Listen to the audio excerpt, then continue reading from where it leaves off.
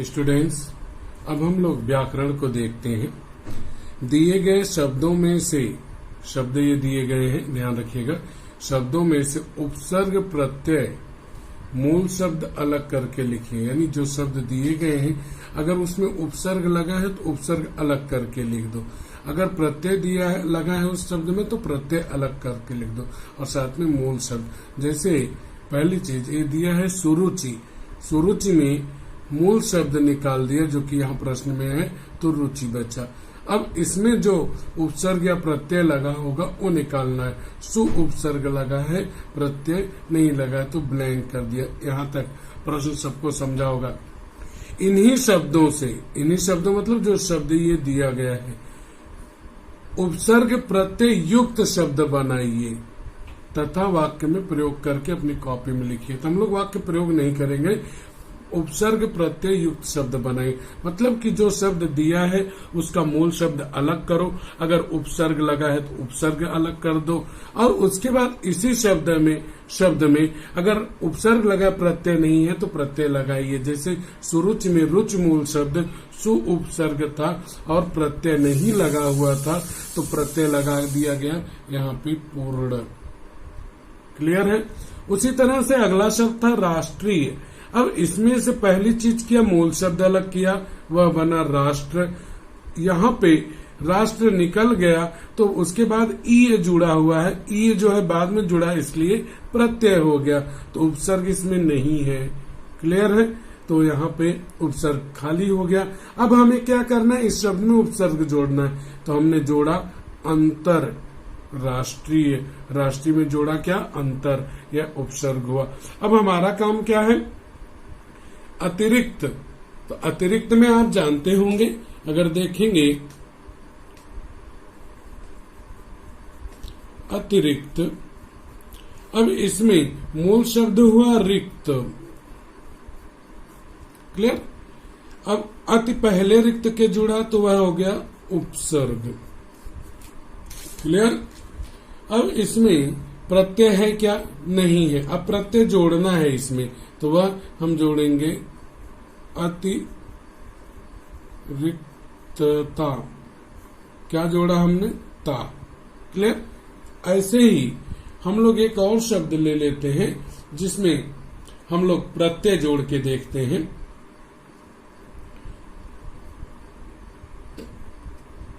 अब यहां पे देखें अमूल्य। अमूल्य तो यहाँ पे मूल्य मूल शब्द हुआ, अ उपसर्ग जुड़ा है, प्रत्यय नहीं है तो हम इसमें प्रत्यय जोड़ेंगे अमूल्यवान।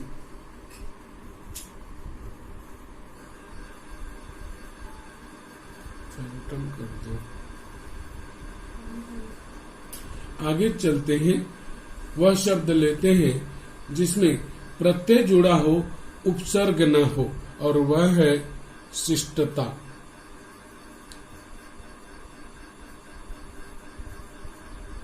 क्लियर। मूल शब्द हुआ शिष्ट। क्लियर। उपसर्ग नहीं है, क्यों, क्योंकि ता बाद में जुड़ा है और ता हो गया।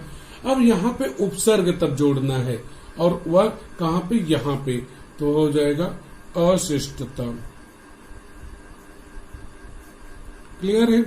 ऐसे ही इन सभी शब्दों का करना है। ओके, आगे चलते हैं। व्याकरण में अगला आपका महत्वपूर्ण है और इसमें से बोर्ड एग्जाम में अधिकांशतः आपको मिलता है और वह प्रश्न है कि कोष्टक की सूचना के अनुसार निम्न वाक्यों का काल परिवर्तन कीजिए। अब यहाँ पे हम लोग देखते हैं तो यहाँ पे पहला है कि आवाज अवरुद्ध होती जा रही थी। कौन सा है, सामान्य भूतकाल में बदलना है। अब हमें क्या करना है, सबसे पहले हमें क्रिया देखनी है। क्रिया देखेंगे तो यहाँ से क्रिया शुरू हो रही है और यहाँ तक। तो यहाँ पे अगर हम लोग देखें तो हो प्लस ती प्लस जा प्लस रही प्लस थी।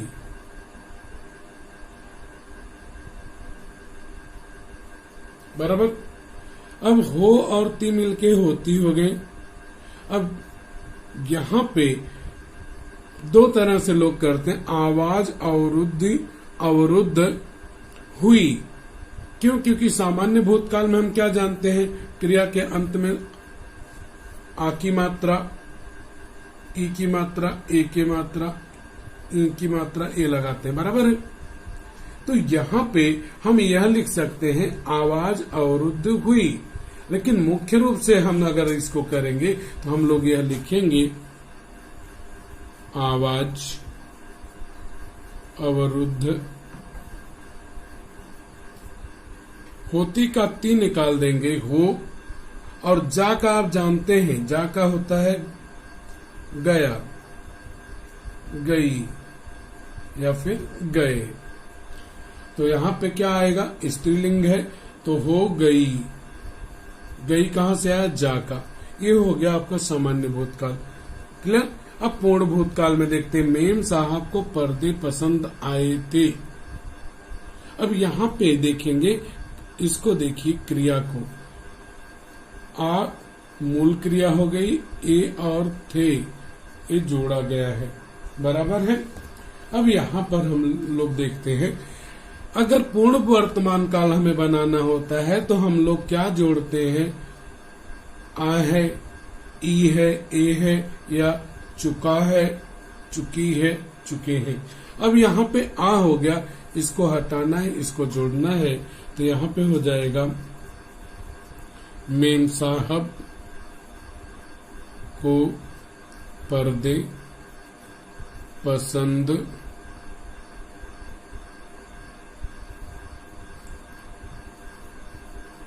आए हैं। बस हो गया है। ऐसे ही सबका करना है आपको, सभी लोग का।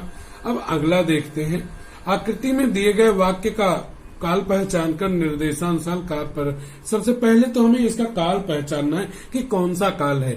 बेटे के दफ्तर का बड़ा साहब घर आ रहा था, क्रिया देखिएगा, आ रहा था, आ और उसमें जोड़ा है रहा था जोड़ा गया। अब जब क्रिया में रहा था, रही थी, रहे थे जुड़ता है, तो आप अच्छी तरह से जानते हैं कि वह होता है अपूर्ण भूतकाल। अब इसी को हर प्रकार के काल में आपको बदलना है, हर तरह के काल में बदलना है। अगर इसको सामान्य वर्तमान काल में बदलेंगे तो आ में हम जानते हैं सामान्य वर्तमान काल में क्रिया के बाद क्या लगा रहता है, ता है, ती है, ते है। तो वहां पे हम क्या लिखेंगे कि बेटे के दफ्तर का बड़ा साहब घर आता है, हो गया। सामान्य भविष्य काल में यहाँ पे सामान्य भविष्य काल में जाएंगे तो आ के बाद एगा, एगी, एगा, एगे, तो आएगा, बराबर है। पूर्ण भविष्य काल में आ चुका होगा। पूर्ण वर्तमान काल में जाएंगे तो वहां पे क्या हो जाएगा, आया है या आ चुका है। सामान्य भूतकाल में आया, अपूर्ण वर्तमान काल में क्रिया में क्या लगेगा, आ रहा है। पूर्ण भूतकाल में क्या होगा, आया था या आ चुका था। अपूर्ण भविष्य काल में आ रहा होगा। आशा है कि आपको समझा होगा। इसका पीडीएफ मैं भेज रहा हूँ।